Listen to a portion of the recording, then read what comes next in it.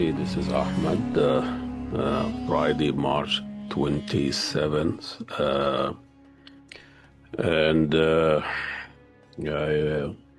just want to talk about the biggest, the longest, the most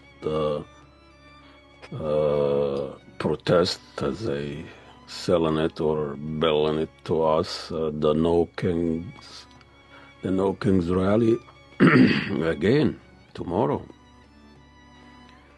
All over the country, more than 3,000 rallies, and 300 of them here in Minnesota. In a country in the midst of major slaughtering war of choice and destroying and bombing and Iranian and killing their political leaders and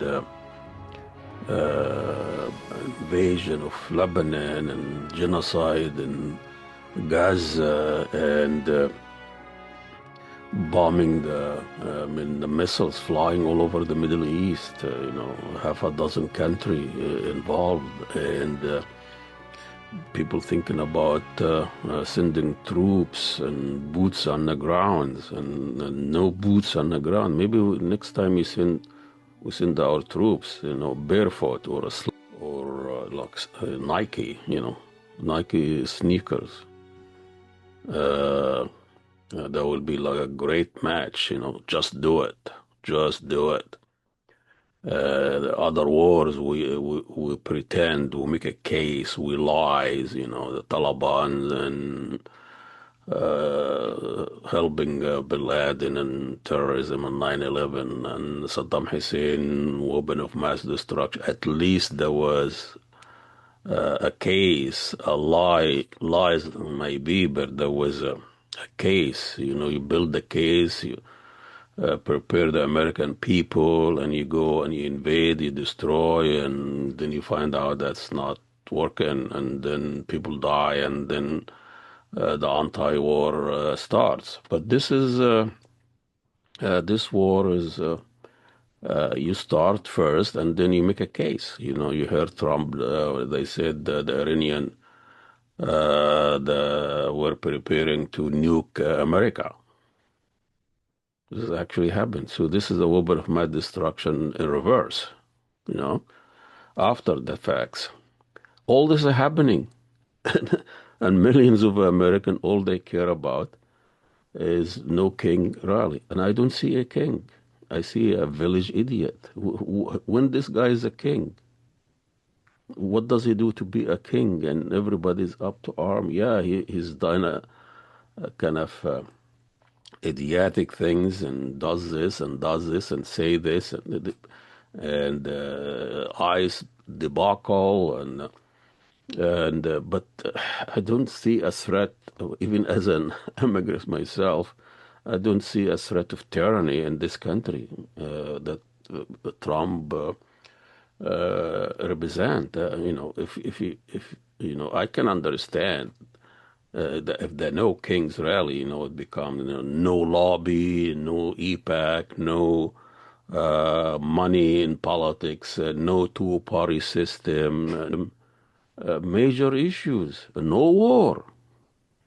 I expect these people, be rallying anti-war, until this war going on. It's been going on for months and causing the deaths and no end in sight, and people are trapped there. The Americans found out the Iranians, they're not really they thought they would be, and people did not meet them with flowers and I think the war now is move in with troops and becomes it's not an ideology war anymore. It becomes a geography war, and you know what that means when you are on the ground now.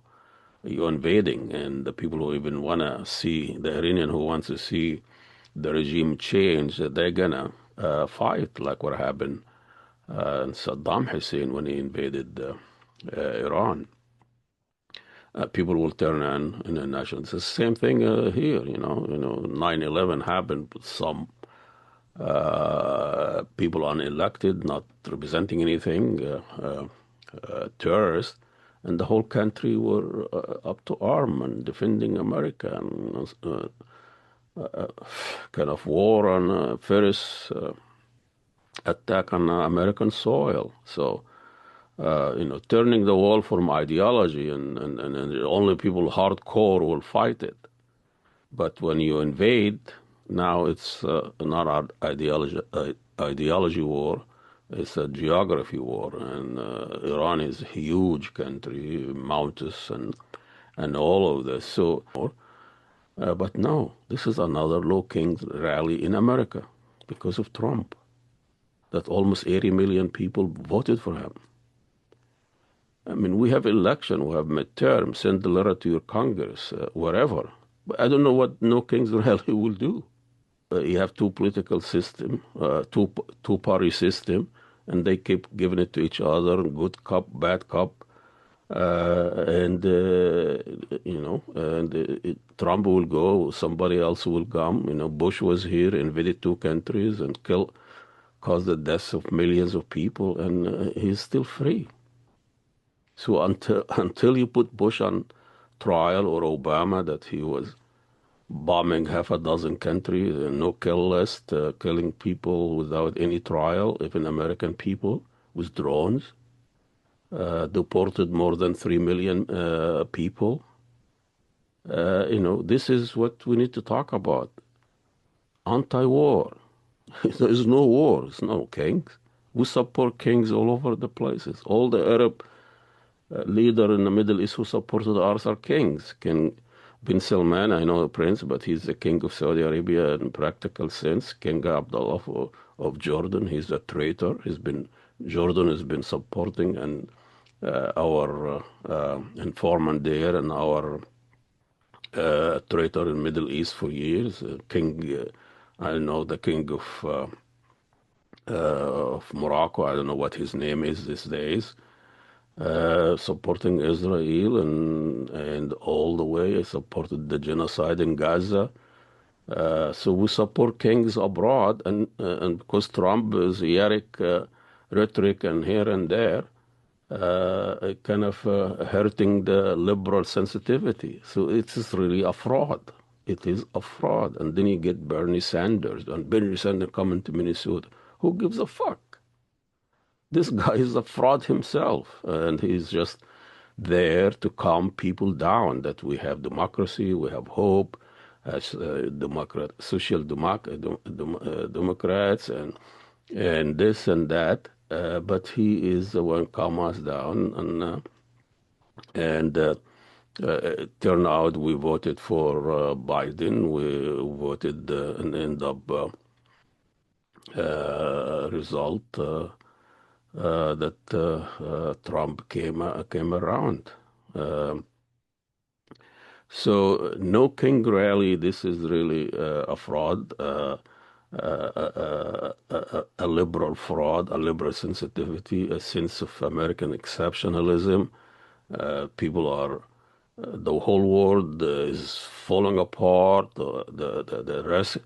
The risk of World War III is happening now, and we are talking about no kings in America, and which is going to midterm election coming very soon, and according to the political logic here, the Democrats will control the Senate and the congressman and representative, and now let us see what you can do. It happens before, but nothing really changed. They play good cop, bad cop, but still the empire keeps on going, and the invasion keeps on going, wars keeps on going, poverty is still going, inequality is still going, and racism and Islamophobia is still going. Wars in the Middle East and elsewhere is still going. In kidnapping a president of sovereign nations in Venezuela, it just happened. Killing head of state, supreme leader of a country of almost 100 million, 6,000-7,000 history. killing their political leader, the one you want to negotiate with now, they are dead. Who am I going to negotiate with? Nobody's still in the mood to negotiate because you kill them. You kill them even in a place where you're supposed to negotiate with, like what the Israeli did with Haniya and Iran and Qatar and the Arab Zionists gearing the Trump to finish the job. The same thing they geared the Israelis to finish the job in Gaza. No job to be finished. So this is people, nations, grievancy. You cannot defeat people. If you want to get rid of people and a race, you have to kill all the children. And the Israelis did and tried in Gaza. Still, fight. Still, the people of Gaza with all this devastation and health system destroyed, education system destroyed, water system destroyed, electricity system, all the facilities destroyed. The people are still resisting, and I think the Palestinians. I know the country, the city is destroyed and occupied, but they are only the only free Arab nation in the area, and the resistance of the Palestinians is given the hope to the Iranians. If Israel couldn't defeat a small group of people that believe in their country in a small city, the Iranian also can defeat the Americans and the Israelis because it's not about how much weapon you have and how much belief you have, and you are on the right side and of history. Your time, your place, your geography is with you, and so really. I don't buy this no King's rally, and I've been invited many times, and I'm not gonna be there. And I'm going to look for an anti-war rally somewhere to go and talk to the people who really understand what's going on. No King's rally. That doesn't mean any. That's self-centered. This American exceptionalism. Not connected. That's what the problem was. Civil rights in this country, Me Too, gay, lesbian rally, or rights and women rights and blacks rights and whatever rights, gay and lesbian rights, and it's just dividing human rights. It's just dividing it so nobody can galvanize a conscience of a class, a whole movement, the woman oppressed and the black oppression, woman oppression, gay oppression, or freedom, or immigrants. It's all connected. They are oppressed by the same power. The corruption is a problem, and so a woman is not going to win it alone. It was Me Too rally, and Black Lives Matter is not going to win it alone. And gay and lesbian rights and immigrant rights and the oppressors is the same. It's corporate greeds and wealthy oligarchy and just creating all these culture issues. So we keep fighting with each other as they are gathering the wealth and ship it somewhere, even in China.